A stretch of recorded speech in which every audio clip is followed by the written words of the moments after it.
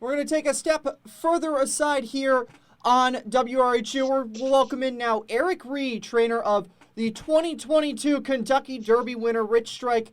Eric, thank you for taking the time to join us on WRHU today. Thanks for having me.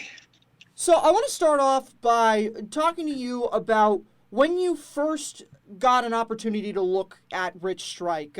Rich Strike didn't start with you. You claimed him on September 17th, 2021 at Churchill Downs. So I wanted to ask you sort of what you saw about Rich Strike in that claiming race and what you had seen from him in his first start and what made you think you might want to take a shot, put a claim on him, and what you thought you could do with him in your barn.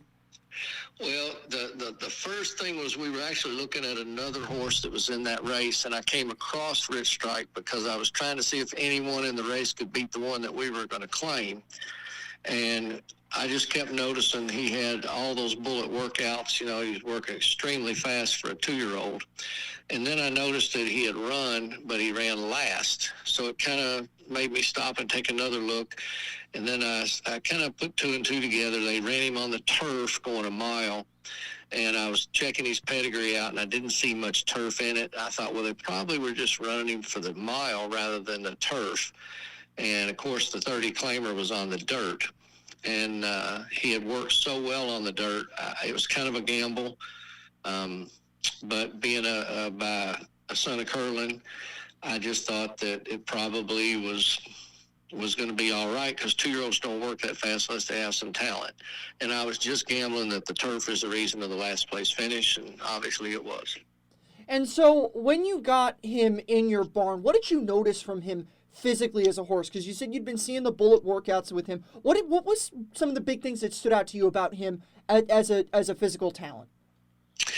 He was a great big raw bone horse. You know, he had a huge body on him, but he just didn't seem to know what he was there to do. When we took him to the track after we claimed him, he had run really well in that race, but when he galloped around, I mean, you could tell he just really didn't know what he was supposed to do, so I knew there was a lot of upside in the horse. So we started putting some horses in front of him as he galloped, and then we got him a little bit more aggressive.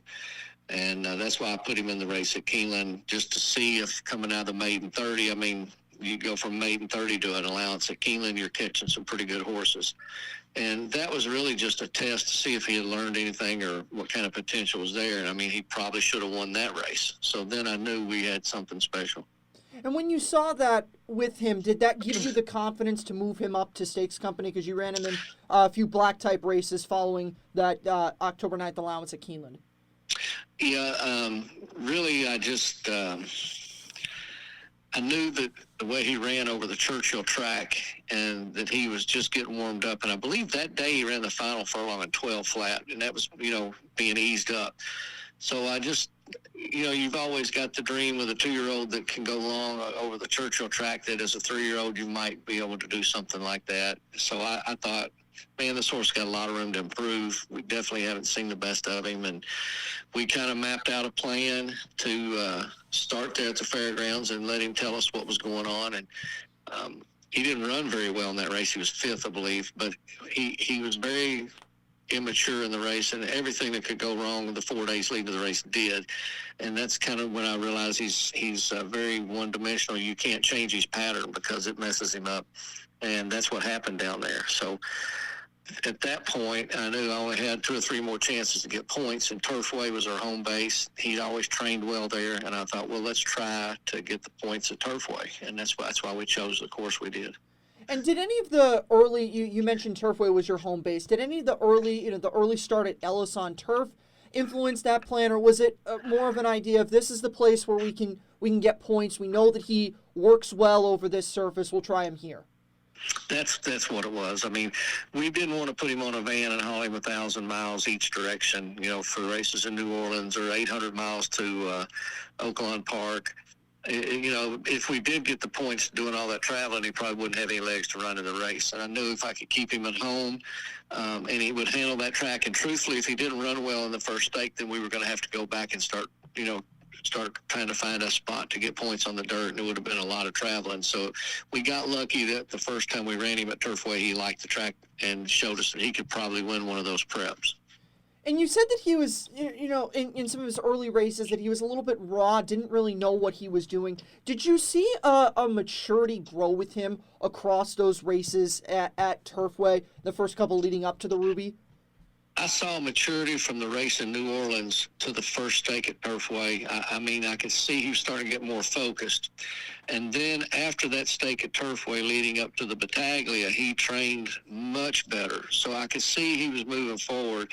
And it was in the Battaglia that Sonny told me, he says, we've got the horse if we can get the points.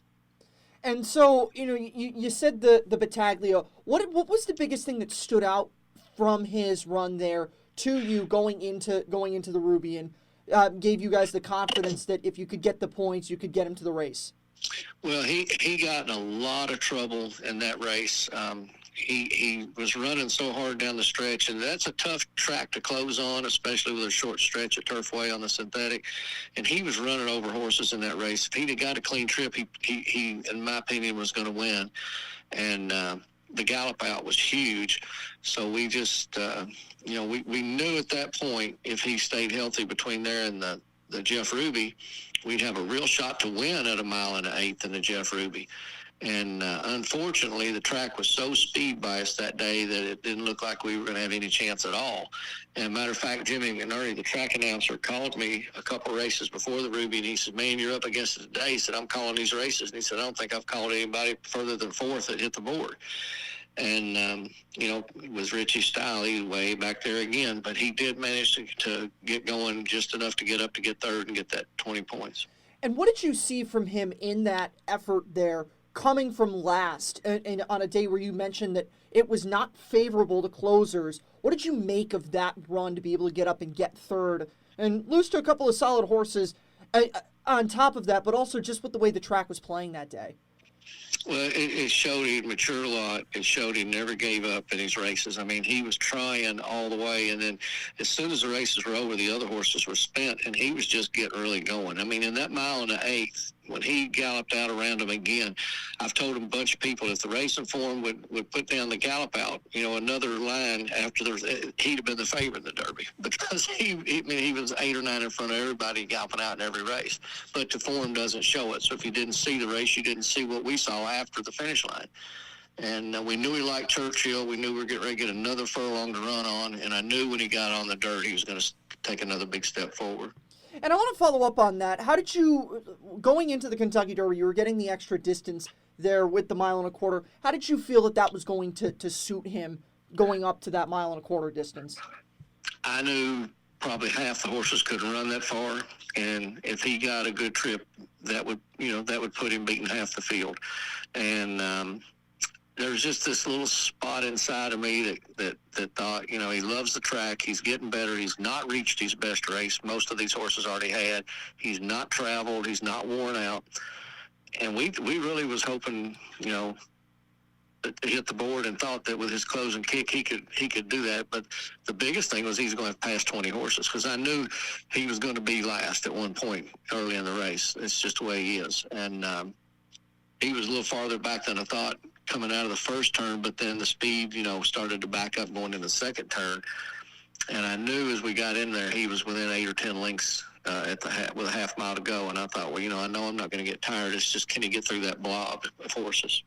So I want to take a little bit of a backtrack. Rich Strike was originally and also eligible for the 2022 Kentucky Derby. And if you could you tell us a little bit about how that morning was like when you found out that he was going to get into the Kentucky Derby? Because it was very, very close to the deadline when he got into the Derby. What it was like when you found out you were going to get into the race?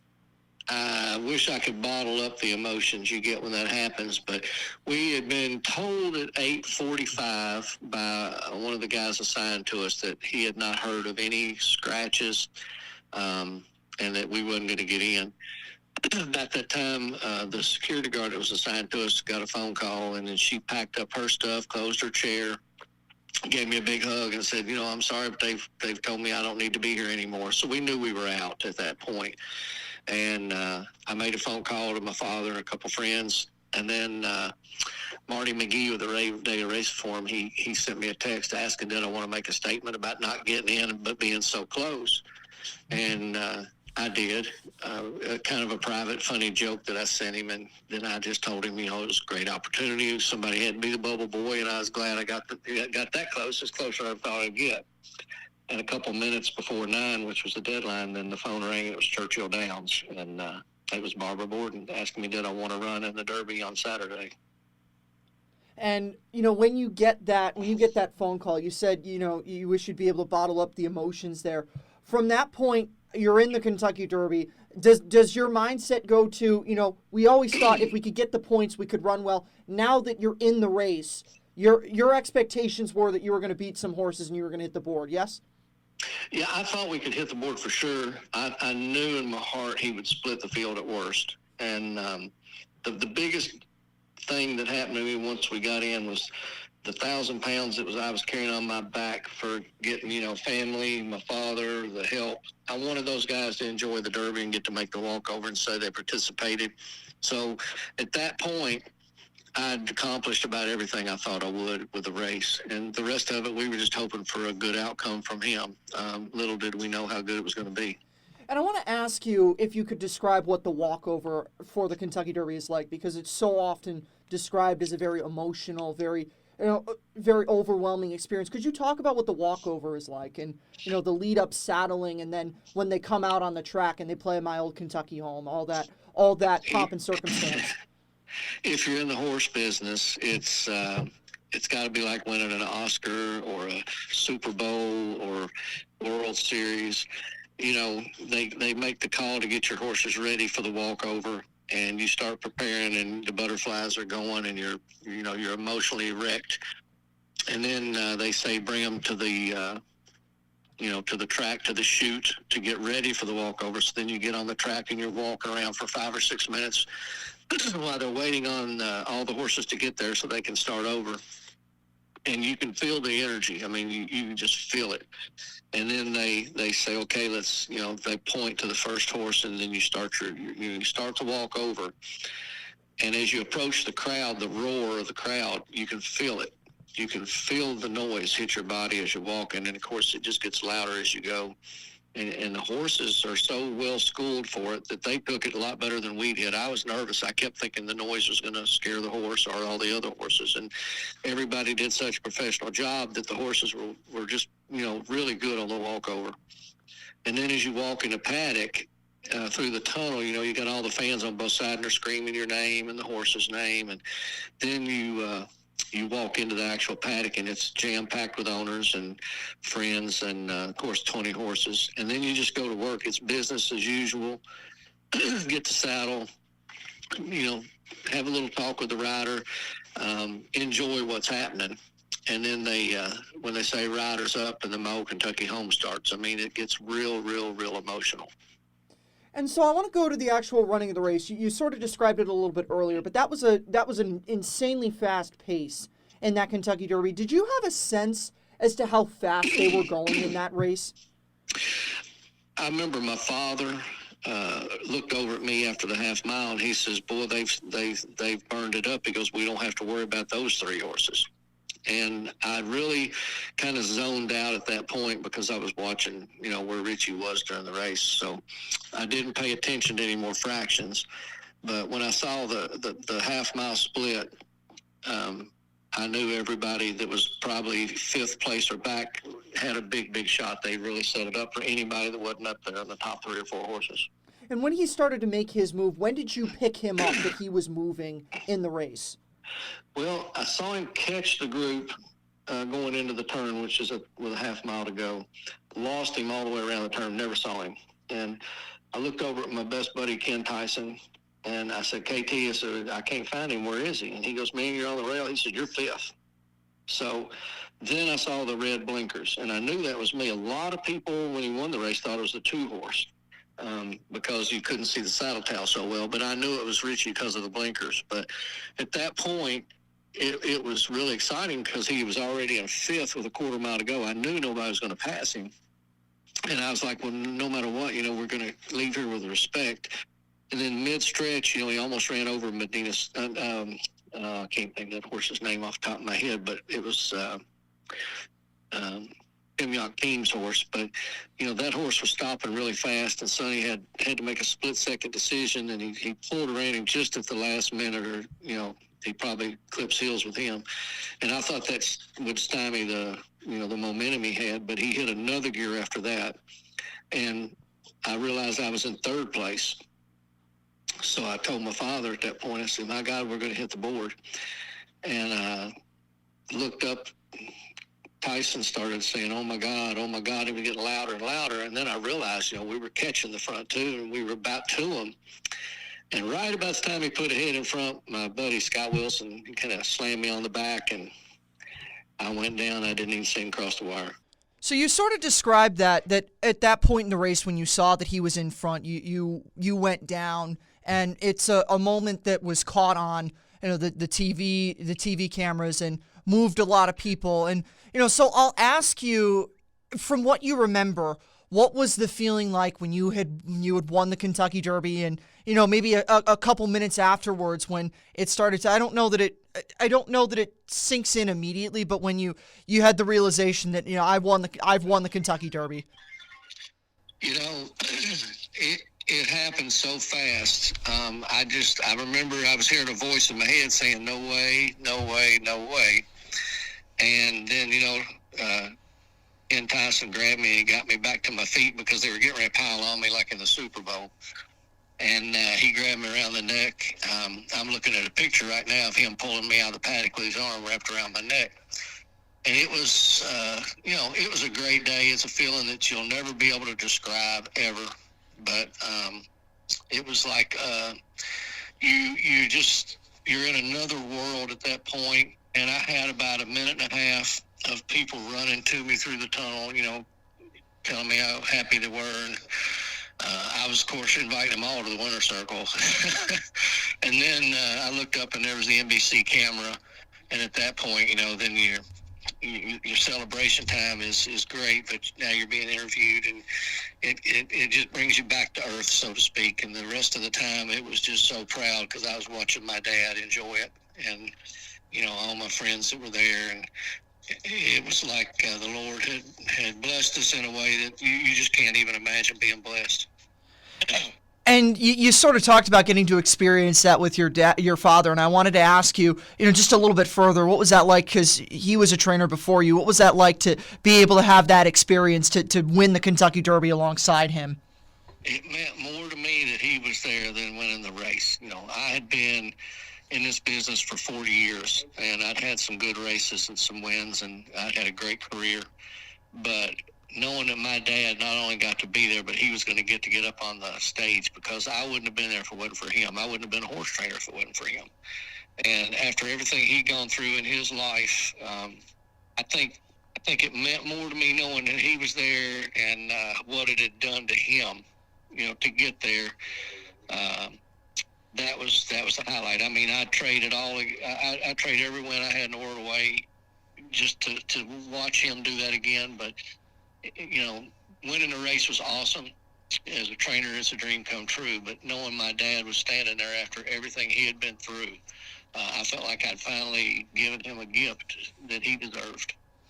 And finally, when you get to the winner's circle and you're able to have that experience, what's that winner's circle experience like after you've won the Kentucky Derby? They put the roses on the horse, and you just get to have that. I know you said it's very brief, but you have it for the few moments that you do have it. Yeah, it's awesome. You're looking out at 170, 80,000 people, and they're all cheering. And, of course, that year a lot of them were stunned. They're like, holy cow, who was that? What was that? And then it was it gets real emotional when you look up and you realize they're watching you, and you're not on TV watching the guys get the trophy. And everybody there was so happy, and I'm looking down at the people below me that were in the win photo, and man, they're chanting, and it's really, really something. And then, of course, at that moment, I remembered my son didn't get to be there. And as they were interviewing me, and the interview was ending, I took the microphone back and made, my comment out there to my son. So at home on TV, he knew that he was remembered. And that was another highlight for me. Well, Eric Reed, trainer of the 2022 Kentucky Derby winner, Rich Strike, thank you for taking the time to join us on WRHU today. Anytime. Thanks so much.